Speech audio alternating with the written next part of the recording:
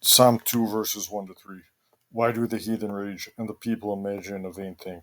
The kings of the earth set themselves, and the rulers take counsel together against the Lord, and against his anointed, that is, against his Christ, saying, Let us break their bands asunder, and cast away their cords from us. The rage of sinners against the Lord is unrighteous, because God's ways are good. Their wrath against him must be evil. Romans 1:18 says, For the wrath of God is revealed from heaven against all ungodliness and unrighteousness of men, who hold the truth in unrighteousness. Psalm 2 continues as verses 4 and 5 go on to say, He that sitteth in the heavens shall laugh, the Lord shall have them in derision. Then shall he speak unto them in his wrath, and vex them in his sore displeasure. Here are a handful of moments from the Bible of special displays of God's wrath upon certain especially angry sinners which rioted against him and defied him openly. These moments preview his wrath and sore displeasure at sinners, which will be demonstrated in their fullness at the end. Proverbs 19:25a says, Smite a scorner, and the simple will beware. The following events are reiterated, that all might take heed and fear. Genesis 19, verses 1 to 13, and verses 23 to 26. And there came two angels to Sodom at evening, and Lot sat in the gate of Sodom. And Lot, seeing them, rose up to meet them, and he bowed himself with his face toward the ground. And he said, Behold now, my lords, turn in, I pray you, into your servant's house, and tarry all night, and wash your feet, and ye shall rise up early, and go on your ways. And they said, No, but we will abide in the street all night. And he pressed upon them greatly. And they turned in unto him, and entered into his house. And he made them a feast, and did bake unleavened bread, and they did eat. But before they lay down, the men of the city, even the men of Sodom, compassed the house round, both old and young, all the people from every quarter. And they called unto Lot, and said unto him, Where are the men which came into thee this night? Bring them out unto us, that we may know them. And Lot went out at the door unto them, and shut the door after him, and said, I pray you, brethren, do not so wickedly. Behold, now I have two daughters which have not known man. Let me, I pray you, bring them out unto you, and do ye to them as is good in your eyes. Only unto these men do nothing. For therefore came they under the shadow of my roof. And they said, Stand back. And they said again, This one fellow came into sojourn, and he will needs be a judge. Now will we deal worse with thee than with them. And they pressed sore upon the man, even Lot, and came near to break the door. But the men put forth their hand, and pulled Lot into the house to them, and shut to the door. And they smote the men that were at the door of the house with blindness, both small and great, so that they wearied themselves to find the door. And the men said unto Lot, Hast thou here any besides? Son-in-law, and thy sons, and thy daughters, and whatsoever thou hast in the city, bring them out of this place, for we will destroy this place, because the cry of them is waxing great before the face of the Lord, and the Lord has sent us to destroy it. Going ahead now to verse 23. The sun was risen upon the earth when Lot entered into Zoar. Then the Lord rained upon Sodom and upon Gomorrah brimstone and fire from the Lord out of heaven. And he overthrew those cities and all the plain and all the inhabitants of the cities, and that which grew upon the ground. But his wife looked back from behind him, and she became a pillar of salt. Numbers chapter 16, verses 1 to 35. Now Korah the son of Izhar, the son of Kohath, the son of Levi, and Dathan and Abiram, the sons of Eliab, and On the son of Peleth, sons of Reuben, took men. And they rose up before Moses with certain of the children of Israel, 250 princes of the assembly, famous in the congregation, men of renown. And they gathered themselves together against Moses and against Aaron, and said unto them, Ye take too much upon you, seeing all the congregation are holy, every one of them, and the Lord is among them. Wherefore then lift ye up yourselves above the congregation of the Lord. And when Moses heard it, he fell upon his face. And he spoke unto Korah and unto all his company, saying, Even tomorrow the Lord will show who are his, and who is holy, and will cause him to come near unto him. Even him whom he hath chosen will he cause to come near unto him. This do, take you censers, Korah, and all his company, and put fire therein, and put incense in them before the Lord tomorrow. And it shall be that the man whom the Lord doth choose, he shall be holy. Ye take too much upon you, ye sons of Levi. And Moses said unto Korah, Hear, I pray you, ye sons of Levi. Seemeth it but a small thing unto you that the God of Israel hath separated you from the congregation of Israel, to bring you near to himself, to do the service of the tabernacle of the Lord, and to stand before the congregation to minister unto them. And he hath brought thee near to him, and all thy brethren, the sons of Levi, with thee. And seek ye the priesthood also, for which cause both thou and all thy company are gathered together against the Lord. And what is Aaron that ye murmur against him? And Moses sent to call Dathan and Abiram, the sons of Eliab, which said, We will not come up. Is it a small thing that thou hast brought us up out of a land that floweth with milk and honey, to kill us in the wilderness? Except thou make thyself altogether a prince over us. Moreover, thou hast not brought us into a land that floweth with milk and honey, or given us inheritance of fields and vineyards. Wilt thou put out the eyes of these men? We will not come up. And Moses was very wroth or angry, and said unto the Lord, Respect not thou their offering. I have not taken one donkey from them, neither have I hurt one of them. And Moses said unto Korah, Be thou and all thy company before the Lord, thou and they and Aaron tomorrow, and take every man his censer, and put incense in them. And bring ye before the Lord every man his censer, 250 censers. Thou also and Aaron, each of you his censer.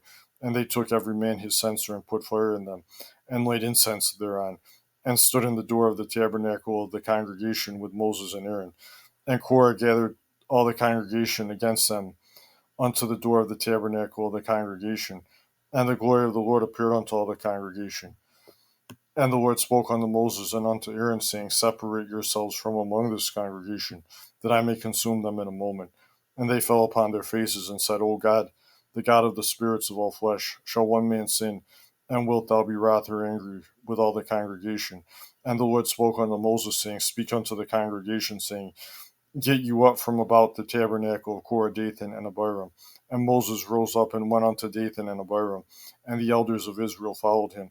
And he spoke unto the congregation, saying, Depart, I pray you, from the tents of these wicked men, and touch nothing of theirs, lest ye be consumed in all their sins. So they gat up from the tabernacle of Korah, Dathan, and Abiram on every side. And Dathan and Abiram came out and stood in the door of their tents, and their wives and their sons and their little children. And Moses said, Hereby you shall know that the Lord has sent me to do all these works, for I have not done them of mine own mind. If these men die the common death of all men, or if they be visited after the visitation of all men, then the Lord hath not sent me.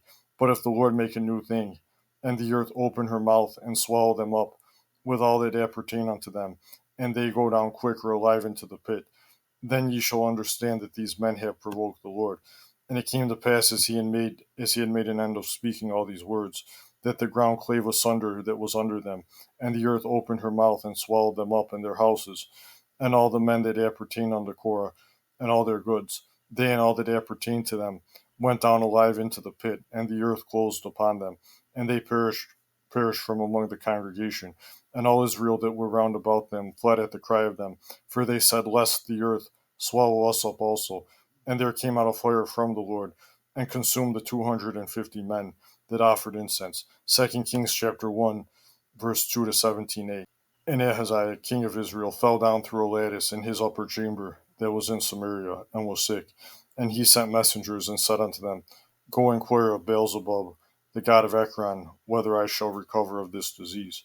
But the angel of the Lord said to Elijah the Tishbite, Arise, go up to meet the messengers of the king of Samaria, that's Ahaziah, and say unto them, Is it not because there is not a God in Israel, that ye go to inquire of Beelzebub, the god of Ekron?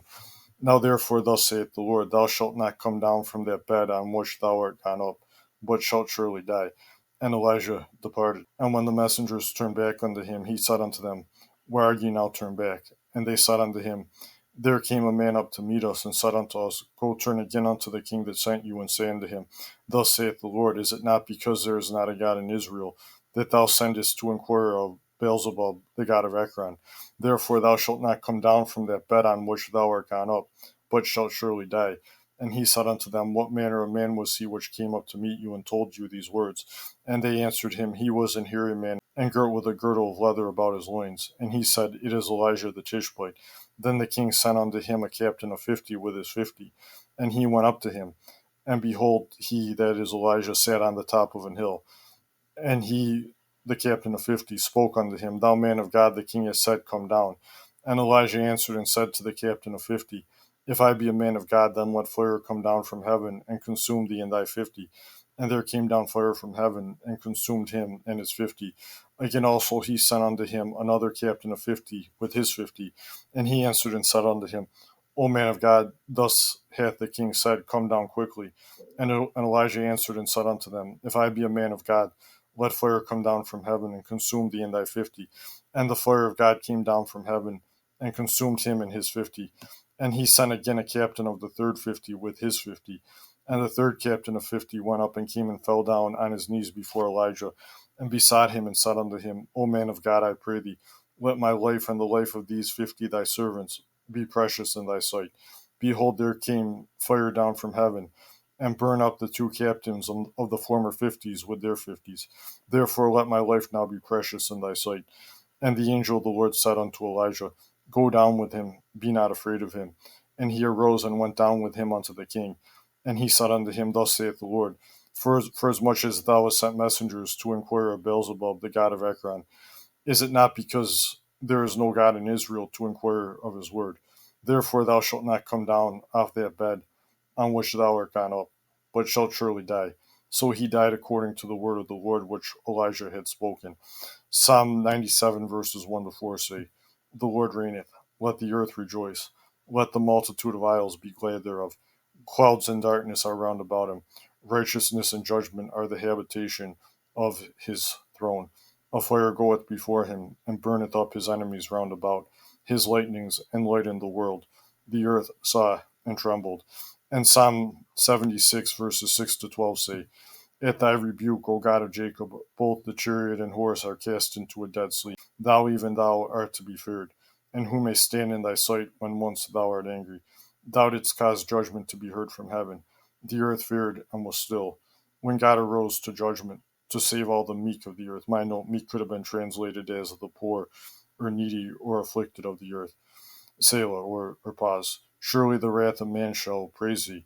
The remainder of wrath shalt thou restrain. Vow and pay unto the Lord your God. Let all that be round about him bring presents unto him that ought to be feared. He shall cut off the spirit of princes. He is terrible to the kings of the earth.